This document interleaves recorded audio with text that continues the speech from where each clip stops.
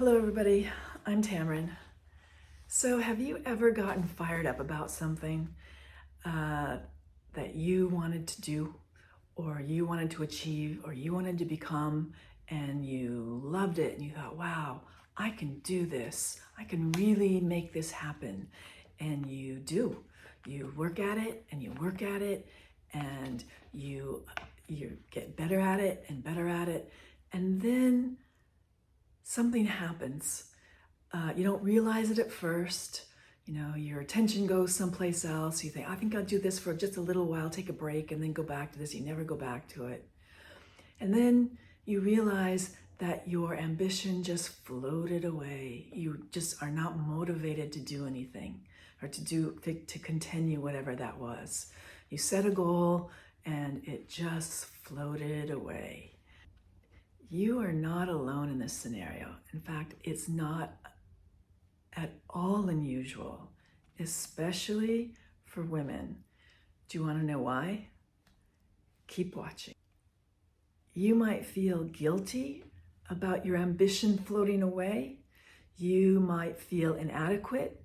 You might tell yourself that you just don't have what it takes to achieve that goal, or I just don't have it in me, I'm not enough to pull it off. You might say, well, I'm a woman. That's a masculine trait. You know, ambition is a masculine trait. What do I expect? So I've heard women say, oh, we're just women, as if that's an excuse. They mean well, but they don't know any better. Even highly accomplished women have to push back against this kind of influence. You'll be surprised to know that it's not your fault. And I'm here to tell you why it's not your fault. And it's not because we're women. At least a good chunk of it is not your fault. It involves that subtle something that I mention in many of my videos, that subtle something that's hard to spot. Now that's a little mysterious, but stay with me. According to Dr. Anna Fels and many other research scientists, ambition requires goals. Okay, we know that. And ambition requires the acquisition of skill and expertise. Now, you may or may not have known that. Okay, that's easy to take. Ambition requires goals, setting goals, and the acquisition of skills and expertise. But what you probably don't know is that it also requires the expectation that one will be recognized and appreciated in the wider sphere outside of their immediate friends and family. So you get good at something. It could be big or small. You could get good at being a cook. You could be good at cutting hair. You could be good at being a doctor or a lawyer. It could be a big goal or a small goal, but you need to have the goal and to acquire the skills and the expertise to carry off that goal. Now, there's another part to it. Are you ready for this? Ambition requires the expectation that one will be recognized and appreciated for the skill and expertise that they have worked for in a wider public audience. That means outside of your family and friends. I'll use Dr. Anna Fels' words.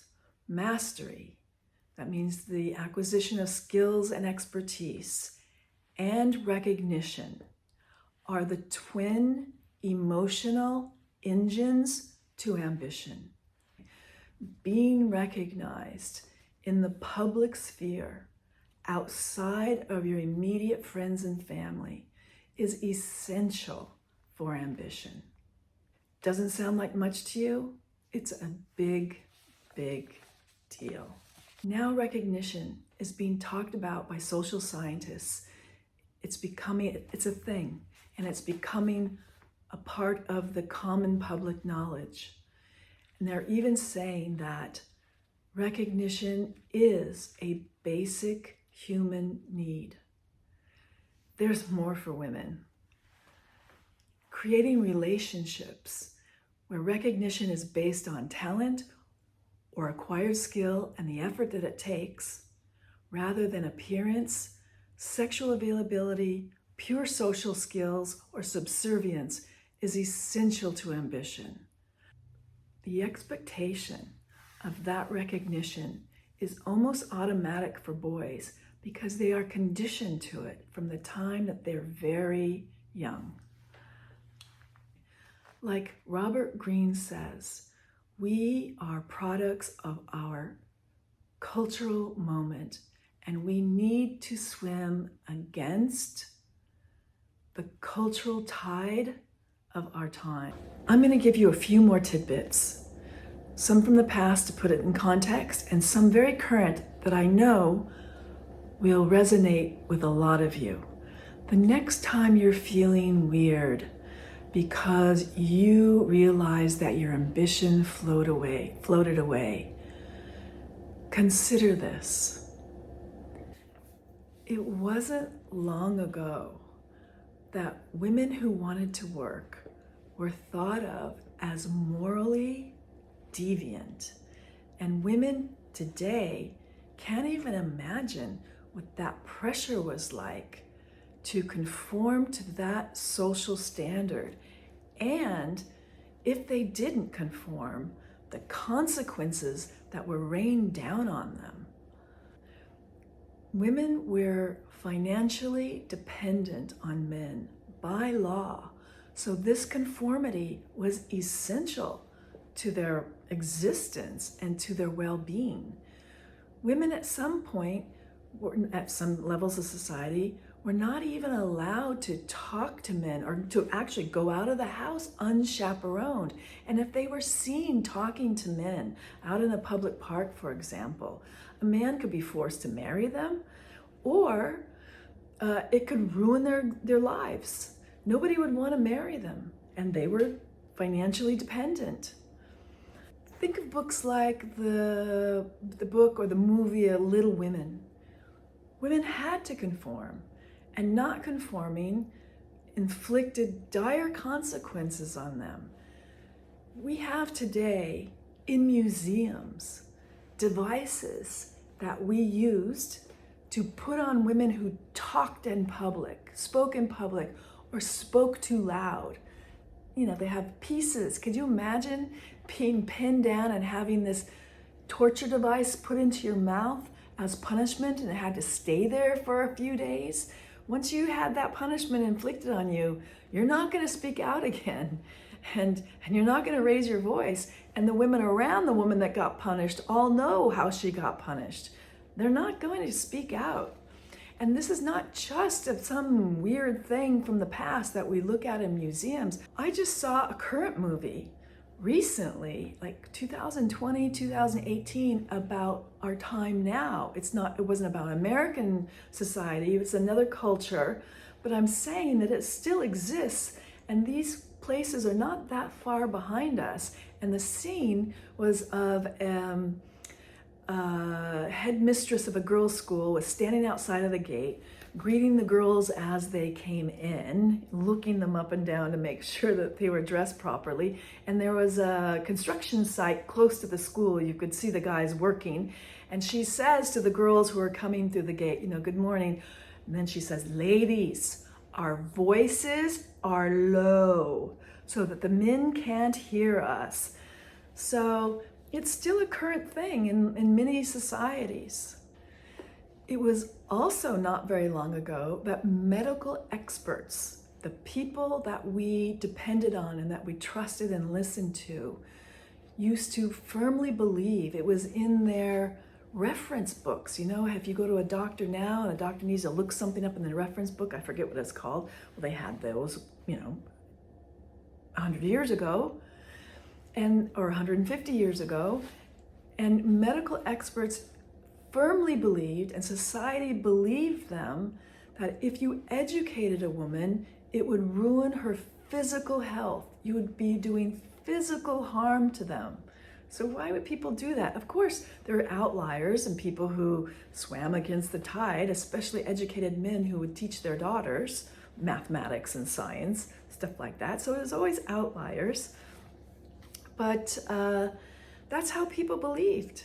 And you think that that residual feeling, I don't think people understand how much that residual social pressure is still with us. They don't realize how much is still there, because women are educated now, and we certainly have a lot of loud women talking, saying whatever they feel like it. That's true.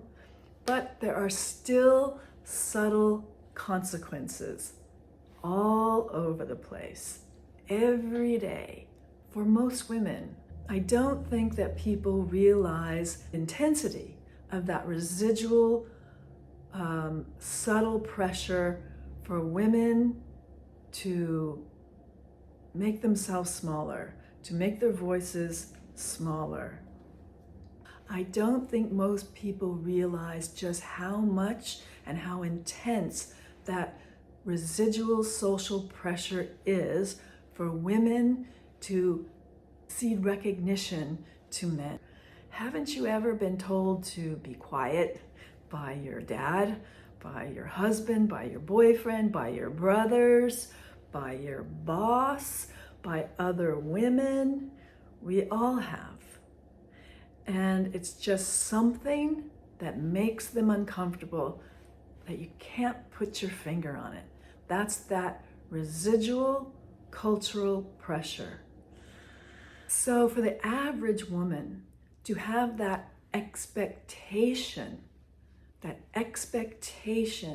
to be publicly recognized and appreciated for their skill and their expertise, there are consequences, little consequences, that subtle something all over the place.